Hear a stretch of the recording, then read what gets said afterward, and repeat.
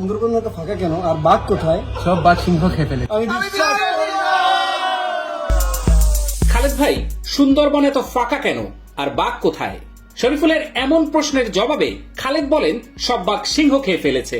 উত্তরে শরীফুল সহ বাকি ক্রিকেটাররা চিৎকার করে বলেন, আমি বিশ্বাস করি না। হ্যাঁ, ম্যাচ জিতে ফাইনালে উঠে এমনই রসিকতায় মেতেছে চিটাগং কিংসের খেলোয়াড়েরা। খুলনা টাইগার্সকে হারিয়ে ফাইনালে উঠে ভাইরাল এই ডায়লগ দিয়ে ভিডিও বানিয়ে নিজেদের অফিসিয়াল ফেসবুক পেজে পোস্ট করেছে চিটাগং কিংস, যা মুহূর্তেই ভাইরাল হয়ে যায়। শেষ বলের নাটকীয় জয়ে ফাইনালে চিটাগং। শেষ ওভারের জন্য চিটাগং কিংসের প্রয়োজন ছিল 15 রান। মুশফিক হাসানের করা ওভারের প্রথম বলে 4 মেরে কিংস ভক্তদের স্বপ্ন দেখান আরাফাত সানি। তৃতীয় বলে আলিসাল ইসলাম রিটায়ার্ড হার্ড হয়ে উঠে গেলে উইকেটে এসে প্রথম বলে বাউন্ডারি আঁকান শরীফুল, তবে পরের বলেই আউট হয়ে যান তিনি। ফলে আবারও মাঠে নামেন আলিস। তখন সমীকরণ দাঁড়ায় 1 বলে 4 রানে। শেষ বলে ডিপ এক্সট্রা কভার দিয়ে 4 মেরে সেই সমীকরণ মিলিয়েছেন আলিস। মিরপুরের টস হেরে আগে ব্যাট করতে নেমে নির্ধারিত 20 ওভারে 6 উইকেট হারিয়ে 163 রান সংগ্রহ করেছিল খুলনা। দলের হয়ে সর্বোচ্চ 33 বলে 63 রান করেছেন হেটমায়ার। জবাবে খেলতে নেমে 20 ওভারে 8 উইকেট হারিয়ে জয়ের বন্দরে পৌঁছে গেছে চিটাগংস। 164 রানের জয়ের লক্ষ্যে খেলতে নেমে শুরুতেই পারভেজ হোসেন ইমনকে হারায় চিটাগং। 4 রান এসেছে ওই ওপেনারের ব্যাট থেকে। একই পথে হেঁটেছেন গ্রাহাম ক্লার্কও।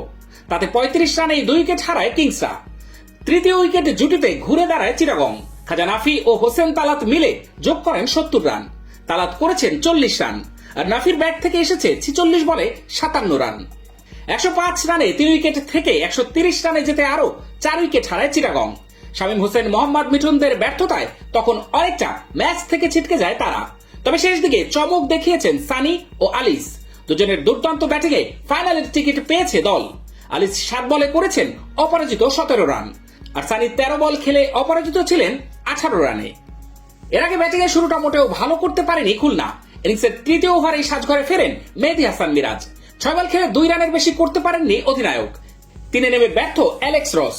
6 বল খেলেও রানের খাতায় খুলতে পারেননি তিনি। মোহাম্মদ নাইম ভালো শুরুর আভাস দিলেও ইনিংস বড় করতে পারেননি। 4 বাউন্ডারিতে 19 রান এসেছে তার ব্যাট থেকে। একই পথে হেঁটেছেন আফিফ হোসেনও। 42 রান তুলতেই টপ অর্ডারের 4 ব্যাটারকে হারিয়ে বিপদে পড়ে টাইগার্সরা। তখন মহিদুল ইসলাম অঙ্কন ও সিমরান হেটমায়ার মিলে দলকে টেনে তোলেন। 41 রান করে অঙ্কন ফিরলে ভাঙে 73 রানের পঞ্চম উইকেট জুটি। তবে তার বিদায়ের ছাপ পড়েনি রান রেটে, কারণ আরেক প্রান্তে তখন ঝড় তোলেন হেটমায়ার। 21 বলে প্রথম 22 রান করেছিলেন হেটমায়ার, অথচ ব্যক্তিগত 50 স্পর্শ করেন 29 বলে।